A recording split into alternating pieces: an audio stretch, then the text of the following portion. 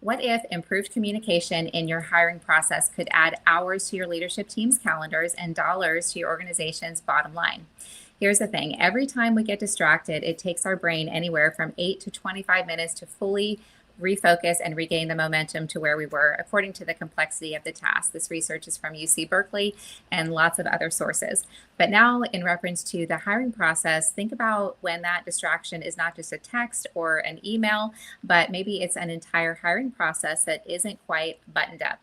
A lot of times in the hiring process, there can be a lot of frustrations. And I know a lot of times leaders think that the challenge is in candidate quality. And yes, that is true. We do need high quality candidates, and we need a certain number of ideal candidates moving through the process ultimately to make the right hire. But in reality, it's those wasted hours and unclear communication that can really add up.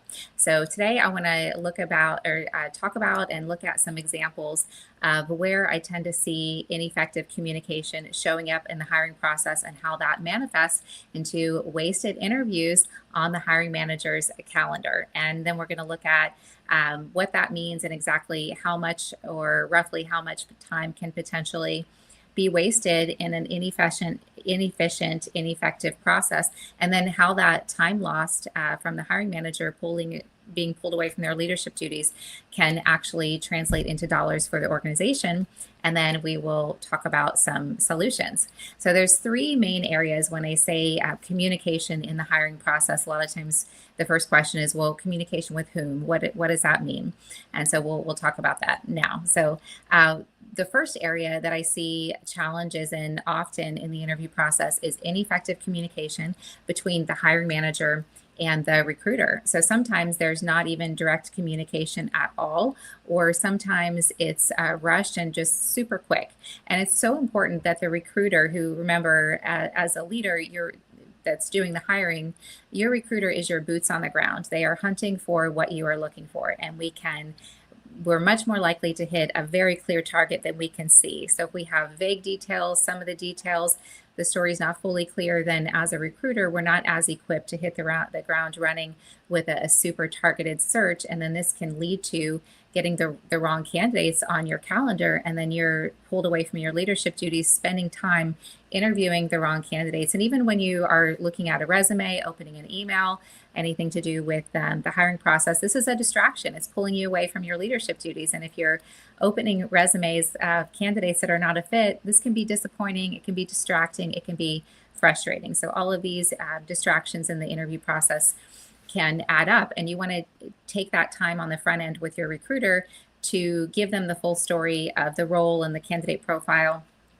all of the details that are going to be important to the candidate, so that your recruiter can then take and share that information. But a lot of times I see this step is missed or it's not fully executed.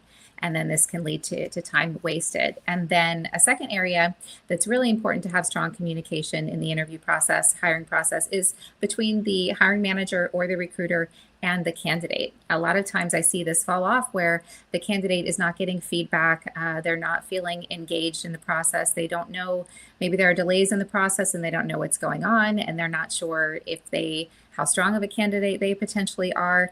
And these kinds of challenges can leave the candidate feeling frustrated, and ultimately they can end up disengaging and self-selecting out of the process. And this is something that can create that start and stop interview process when you've got your strong candidates that don't know that they're actually a strong candidate, and they decide to pull out of the process. They probably have another opportunity that they're also interviewing for, or of course they have their full-time role that is their main priority. So we want to keep that communication with candidates, and that's an area that I see is often lacking.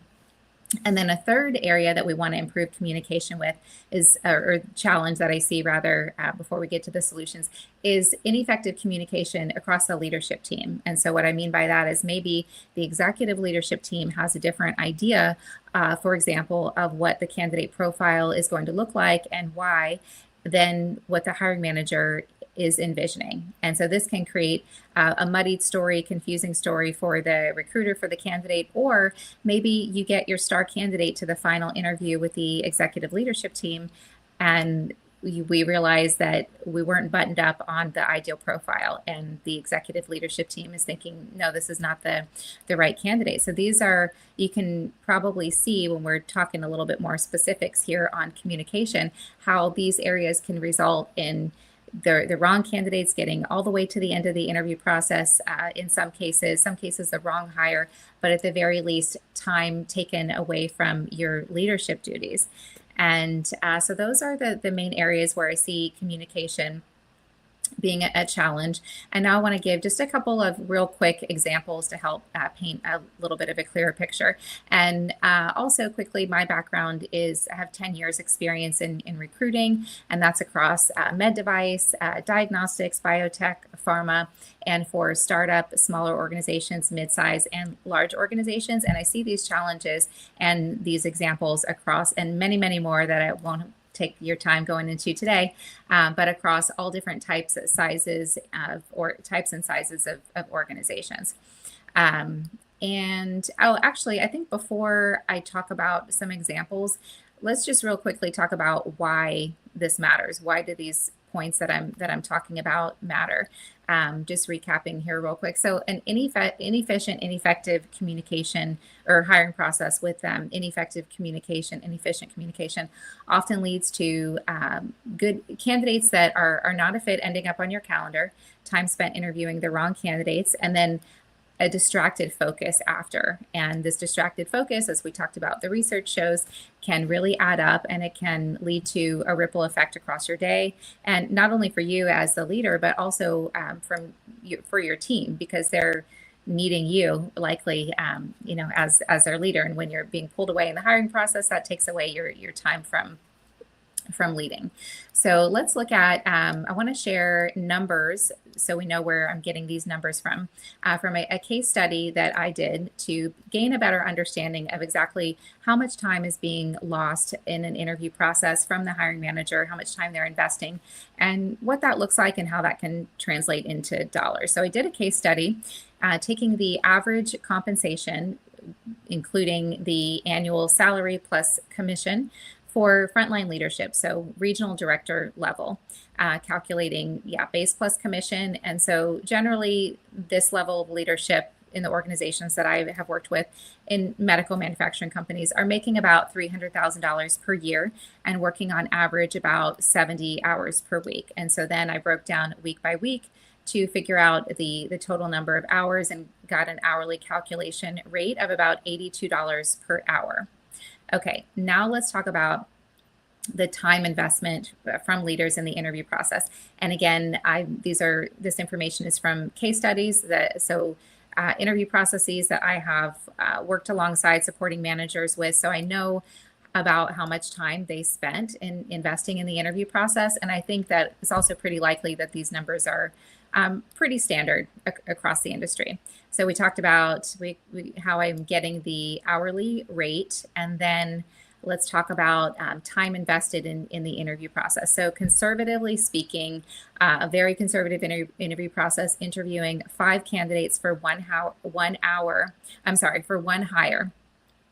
equates to about 33 hours of investment from the leadership team. And this could be, multiple leaders participating in the interview process. I'm collectively adding all of that. And I also accounted for the impact of interruptions and those minutes that add up, pulling us away, distracting our focus. Okay, so 5 candidates, 33 hours from the leadership team's calendar equates to a company spend just investing in paying the manager for their time in the interview process equals just under $3,000 for that conservative hiring process. So around $2,900.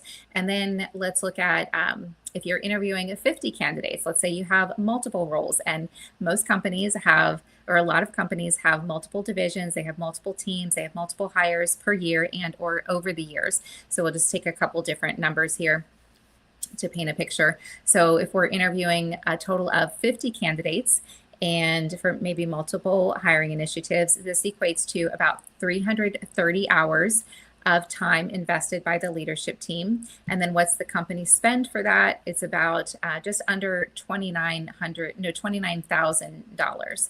So $29,000 interviewing 50 candidates. And then if you look at, would take 100 candidates, this equates to a time investment from the leadership team of about $660. I'm sorry, I'm getting my hours and my dollars. Sorry. Okay. So 100 candidates, 660 hours, and then around $57,000 for company spend. This is investing just time investment and how that equates to dollars spend for the company. So hopefully that this is making sense here. Okay.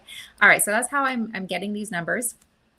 And now I want to share just a couple of real quick examples so you can see real world how inefficient communication manifests in the interview process and ends up in time being not invested, but wasted. So one hiring manager came to me for help on an opening, and he shared with me, he was working with a different recruiter before reaching out to me. And he said, I just spent a full day interviewing candidates that were not a fit.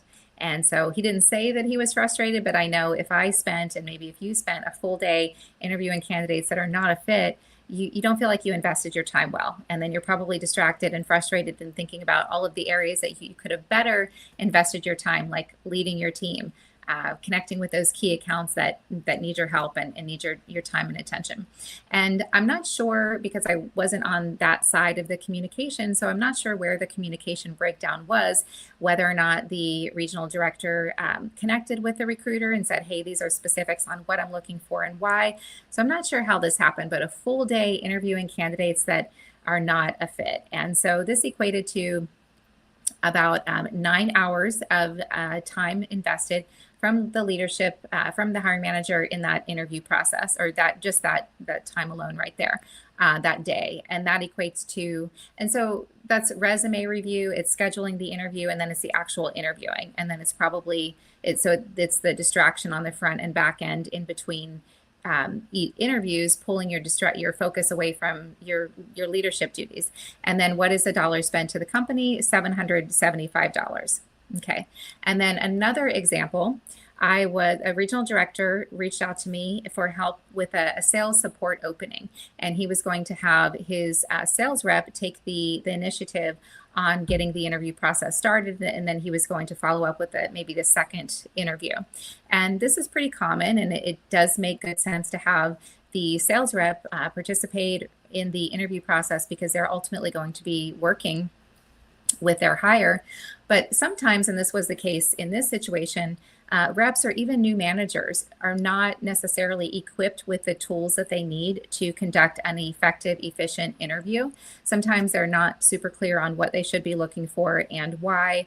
They may not understand all of the nuances that go into interviewing and how important it can be to communicate and give real-time feedback to the candidate and to the recruiter throughout the process. So the challenge here was I got working on the role. There wasn't really a lot of communication between myself and the rep that was doing the interviewing. So this was a challenge here. And I presented a candidate that I felt was particularly strong. And, sometimes it's important to be open-minded. Two things really key in deciding on your candidate profile. Yes, you do want to have, this is my ideal perfect profile where the candidate checks every single box. This is what they look like. This is what that looks like. And you want to share that story with the recruiter so that they know and they've got a clear target. But you also want to keep in mind that sometimes the right candidate checks some of the boxes and not all, and can still be a fit. So the sales rep wasn't thinking in those terms, which is understandable. They were limited on their experience in interviewing. And anyway, I felt this candidate was a super strong candidate. They ended up passing. The sales rep ended up passing on the candidate. Initially didn't think that he was a fit because he didn't check all of the boxes. I did think that was a mistake. And months later, what ended up happening is the candidate reapplied and ended up getting the job. And this time the regional director was conducting the interview process. So what ended up happening here, it took a really long time to get this hire in place. And part of the challenge there was lack of communication, ineffective communication in the hiring process. And so those are just some of the core details there. There's more to share, but we'll leave it at that. But anyhow, that candidate did end up getting the role and is still with the company, I believe. So he ended up being a right candidate, but because of the challenges in the process there, it ended up being a time investment from leadership and from the rep in the interview process of about 66 hours, translating to dollars for company spend of around $5,000 for that interview process. So those are just a couple of examples. So hopefully that makes sense. And the thing is that interruptions don't just slow us down. They stress us out. They cause us to feel frustrated. And then what happens is we're working with a distracted focus. Anytime I don't invest my time poorly, I'm super passionate about time management and aligning my priorities and where I decide to give my time. So when I end up making a decision that where I end up investing my time, wasting my time, not feeling like I invested my time because it ended up being wasted, I'm really frustrated. And then that I'm carrying that distracted focus with me. Okay. So if you have sort of a messy hiring process, a hiring process that is not quite fully buttoned up, it's not only costing the company money. Keep in mind, it's also, the longer it takes to fill the role, it's costing opportunity cost, and that would be a topic for another video. But these distractions on the part of the hiring manager are compounding across their other duties, pulling their attention away from their core focus, which is leading their team. So I did want to also mention before we talk about solutions quickly that, so I talked about the dollar spend here and gave some examples of that. And I think the dollar spend we can see is probably pretty small in proportion to the company's big picture goals. I get that, but I think that the true spend is the hiring manager's time. And so that's what we're focusing on here. So what is the solution? Well, we talked about communication being a challenge in 3 different areas and how that challenge can lead to time wasted and dollar wasted. So circling back there, communication with whom? You want to improve your communication between the hiring manager and their recruiter and taking that time on the front end of the search, and then also throughout, giving them real-time feedback throughout is going to help them better target their search, and that's going to result in you getting more of the right candidates on your calendar. And that's what we want. We don't want you wasting time interviewing the wrong candidates. I know I personally feel bad even if I send a candidate, a hiring manager, a resume that ends up not being a right fit. They wasted their time being distracted opening that email. This is how specific I get in terms of time investment. I'm thinking about it down, to the minute. So have that strong communication with your recruiter at the top of the search. Give them 15 to 30 minutes, depending on if you've worked with them before. If this is a new role, give them the clear picture, give them time to ask questions and follow up with them throughout the process on their questions, give them real-time feedback on their candidate submissions, good, bad, and this way it'll help them, it'll strengthen your partnership and it will help them do a better job for you. And then the second area, you want to improve communication between the hiring manager and the executive leadership team. Make sure that everybody's aligned on the same page at the start with what the ideal candidate profile looks like and why. And also that profile aligns with the company culture. This is going to, again, taking that time on the front end is later going to save time, getting more of the right candidates to the finish line and faster versus spending time with candidates that we could have weeded out at the very top had everybody been aligned and had the recruiter had the right story of what you're looking for in a candidate. And then finally, improve communication with candidates.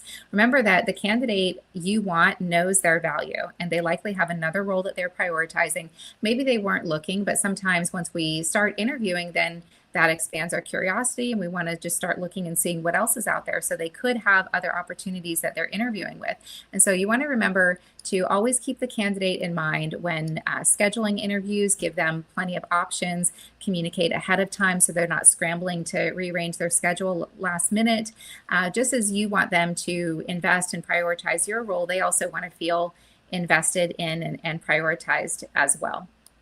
So we want to keep the candidate in mind and let them know also how to best prepare for the next interview. Just as you, the hiring manager, you don't want to show up unprepared to a meeting. They want to show up prepared as well. So communication with the candidate is key to keep your strong candidates moving forward in the process so that they don't feel disengaged and then fall out of the process. So hopefully that helped.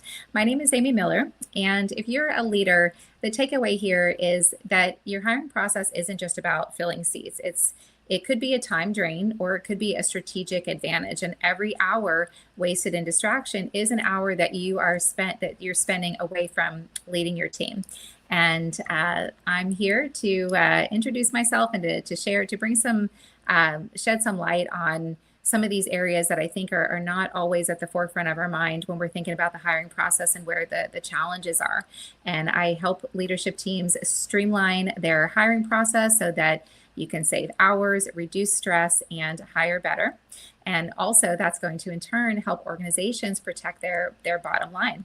So I invite you to please reach out if you're ready to make your hiring process a competitive advantage. You can connect with me via the links below in the description and reach out. Yeah, make sure that if you got some value, make sure that you like and subscribe. And I'll see you in the next one.